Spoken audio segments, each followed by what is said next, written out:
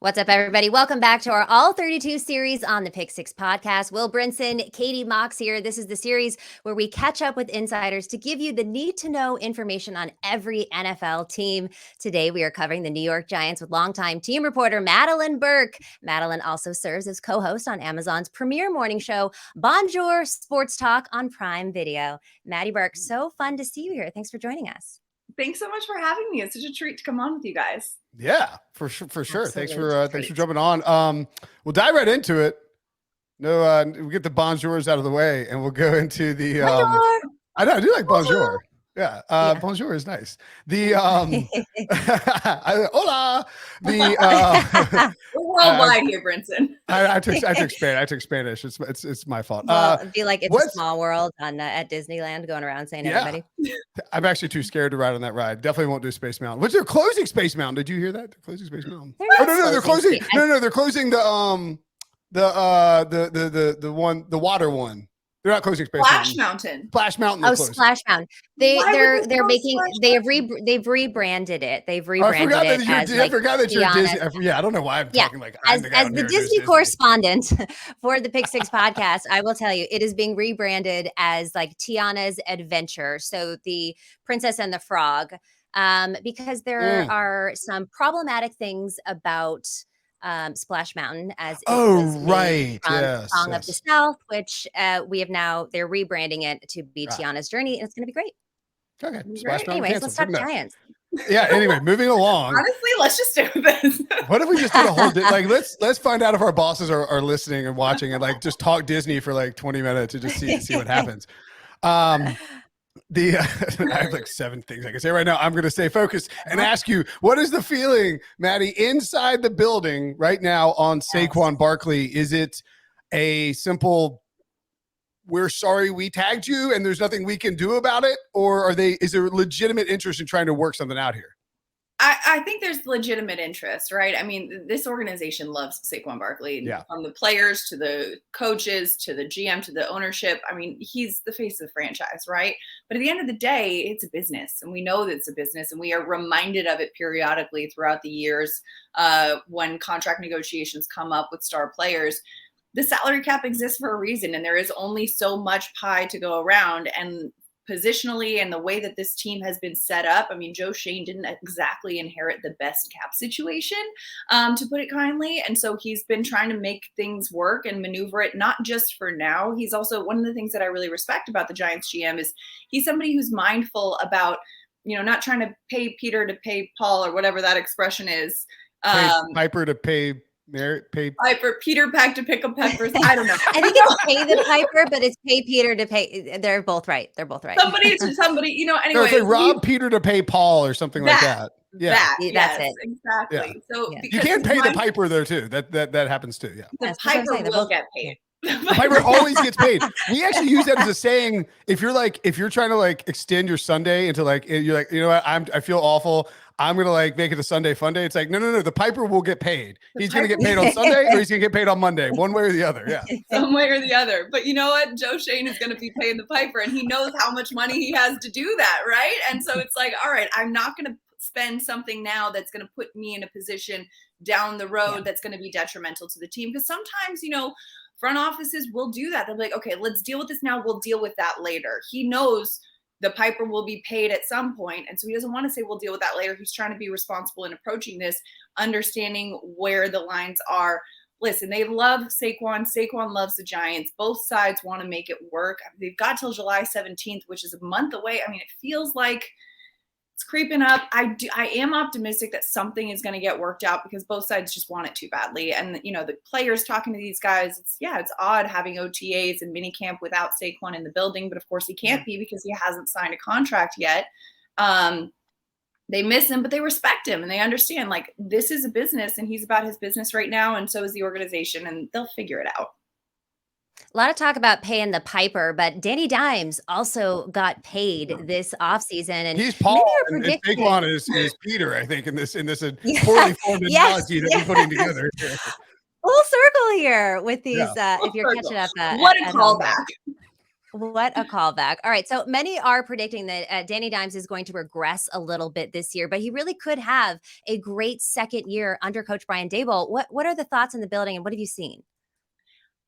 Honestly, Daniel Jones gets such a bad rap, and I don't understand why. I mean, a lot of people, I think, will hear a narrative and repeat a narrative in the echo chamber instead of actually watching it for themselves. Since if you watch the games for themselves, especially coming off of last season, people are like, oh, well, Daniel Jones turns the ball over too much.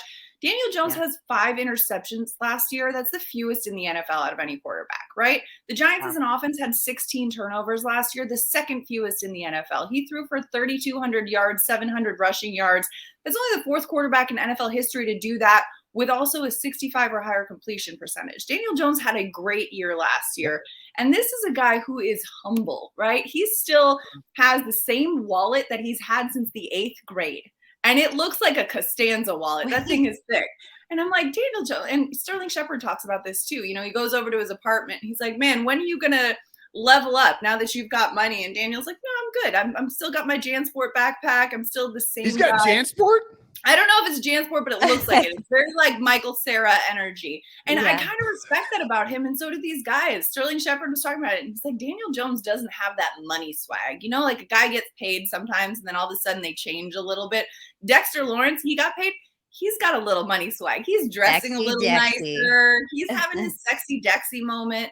Daniel Jones is the exact same guy showing up early, the first one in the gym, working hard because he knows he's got something to prove, not to everyone else, but to himself, that like he wants to be that great. And he's always been that guy that all that outside noise, all that outside criticism, he just keeps his head down and keeps it moving. And so I think that the Giants' schedule this year is a bit harder and that could play a role. But as a player and the consistency with having Kafka staying there, not leaving for a head coaching opportunity, another year under Daboll, another year under the same system, plus more weapons. I mean, like he had that productivity last year thrown to Richie James and Isaiah Hodgins, who a lot of respect for those guys, but those aren't wide receiver ones on any other squad in the NFL. So let's not disrespect the corpse of Kenny Golladay, please. That'd be rude. That's unfair to say. He did have 1 touchdown reception last year, even though Davis Webb was the one who threw it. Kenny Golladay did get it done. So that was a really wonderful job. I love Kenny Golladay. I love Kenny Golladay too, so I feel bad saying that. But like, I mean, obviously not a great signing. And I think the reason to answer your question, like why Daniel Jones gets disrespected, is that we have a couple like one, he was drafted higher than people thought he should have gone, by Dave Gettleman, who, fair or not, was a punching bag for the media. Like guilty as charged here.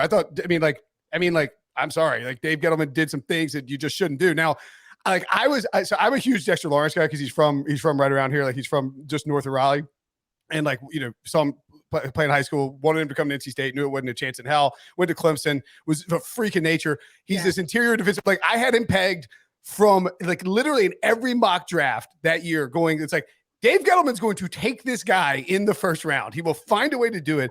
He's worked out, like he's developed as an interior pass rusher, but like to the point, like Daniel Jones, he was taken too high in the draft for people by Dave Gettleman. And then he had like the moment where he trips, and then it's sort of like a Jameis Winston type of complex where there are these like primetime moments that make him look a little goofy. And when we all collectively get against a guy, it's sort of Josh Allen-esque too, which is kind of interesting with the Buffalo Bills connection there. I mean, I think it's weird that people say Daniel Jones got paid, he's going to regress, when it's like he's in year 2 of a system that is actually functional compared to what he had before. Right. And that's why he got paid, because they said, okay, we can see how we can make this work. It's not like his contract reset the quarterback market. It was a respectable contract, yes, but it wasn't blowing the doors off of anything. And sure, he's got those moments where he trips over his own feet running an open field, but it's that endearing derpiness of like Jennifer Coolidge and White Lotus, right? You're like, oh,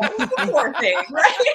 That's a comparison I didn't see coming. Right. But I like it. Thank you. But it's just, and that aside, you put the team around him, you build an offensive line, you get him some weapons, and you get him some consistency in the coaching staff and the system and the scheme, and a coaching staff also that isn't the type of coaching staff to say, here's my system, let me put you in it. This coaching staff, and Darren Waller has talked about it, they are really open to feedback from the players. You know, if a receiver comes in and says, hey, here's a route that I ran at my old team that I really felt comfortable in, they're like, okay, let's see if we can find a way to facilitate that. Or a player says, hey, this is a play that I feel really comfortable with. Okay, let's find a way that we can use it, because they want to put these players in the position to succeed, because Dable understands players are the ones who win games. Coaches are the ones who put them in the position, but players are the ones who get it done.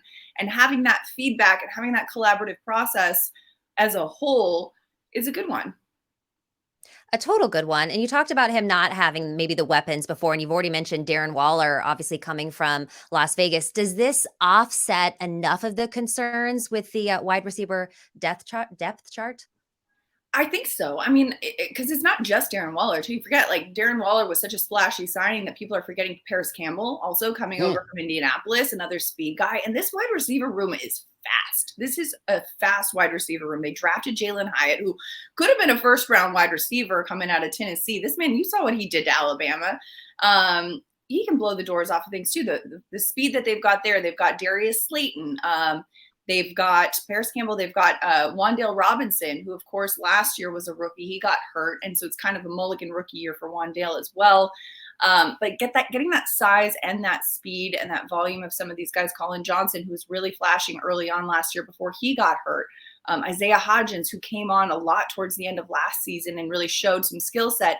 There are a lot of players in this wide receiver room that could be making an impact. And what Darren Waller does, plus the combination of him and Daniel Bellinger, who yoked up over the offseason. I mean, friends don't let friends skip leg day, but he's clearly been focusing on the throw. Really? Oh yeah, Daniel Bellinger, the Giants tight end, going into his second year. Check out the picture; it's all over the World Wide Web.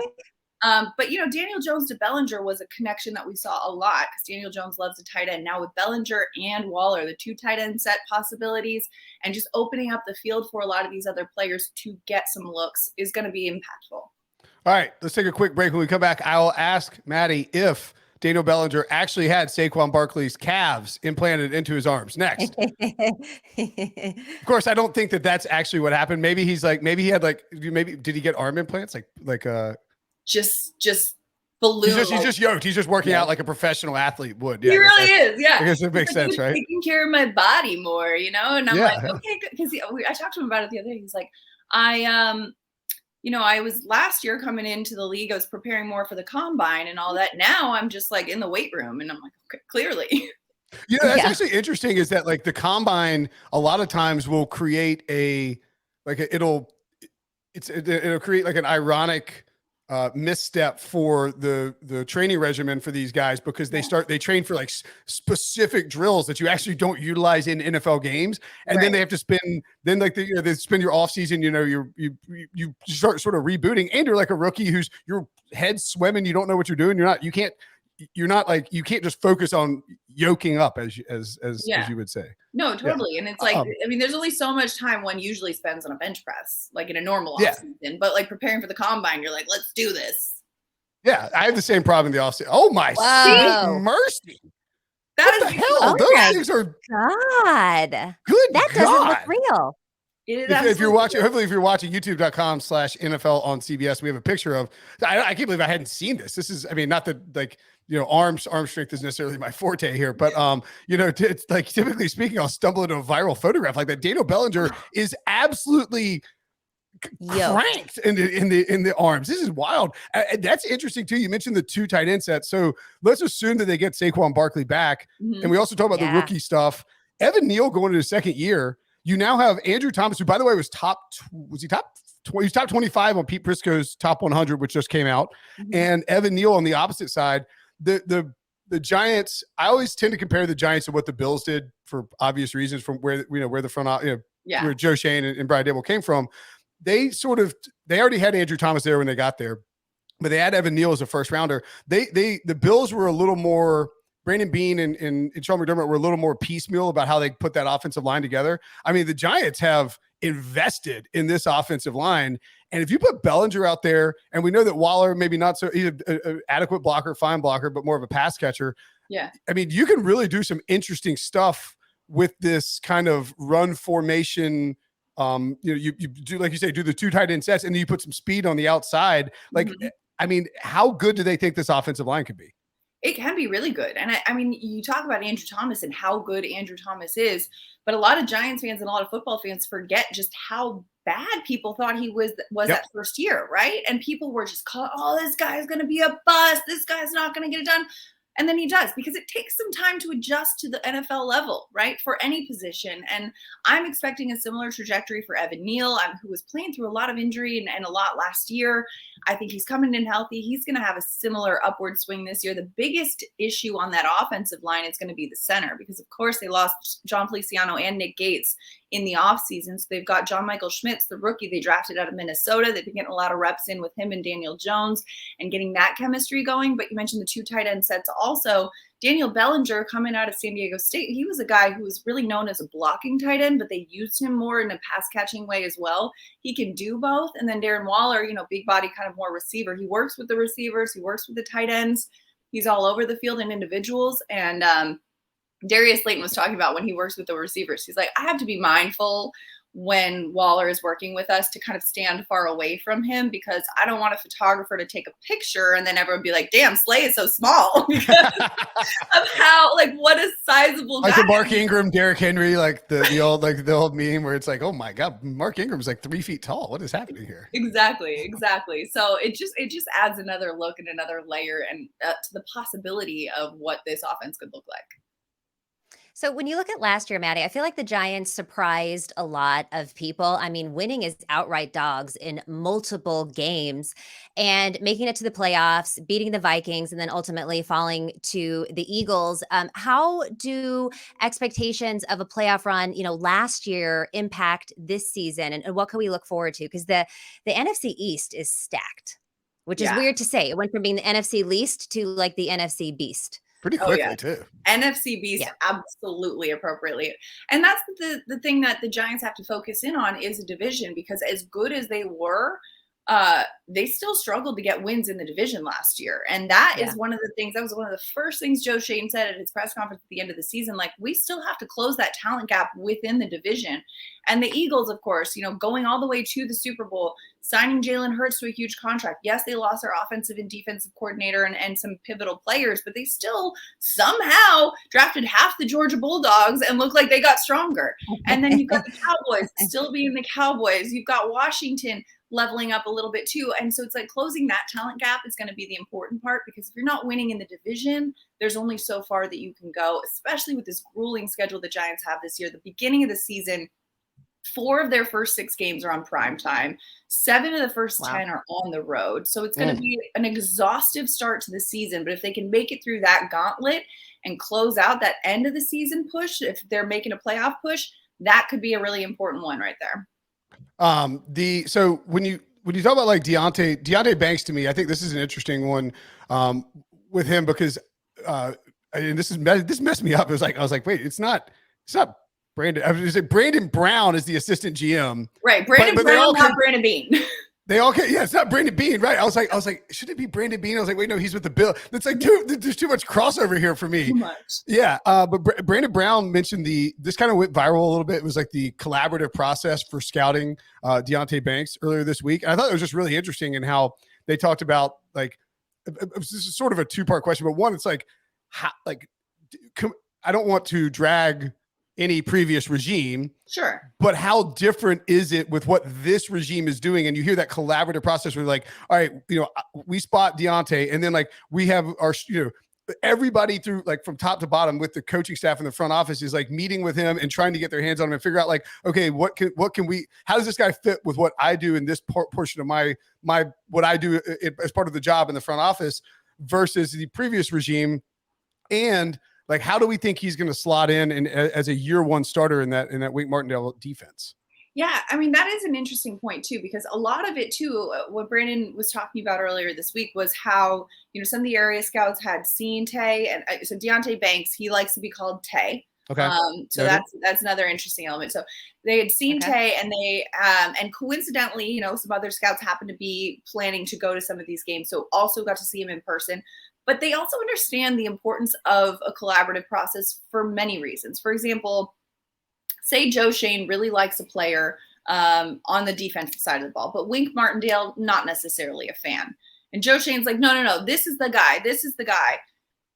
Wink Martindale saying, no, this is my guy. If Joe Schoen says, I'm going to draft this guy and you're going to coach him, think about when training camp comes around. Every time that guy makes a mistake, the coach is going to be like, see, I told you this wasn't the guy. See, I told you this wasn't the guy. Instead of saying, all right, let's work together to put this player in the best position to succeed. So when you have everyone on the same page of agreeing, like, okay, here's this person that we are going to invest in. Here's the trajectory we see them going on, and we can work towards this together rather than trying to fight and continue to convince each other, no, I was right. No, I was right.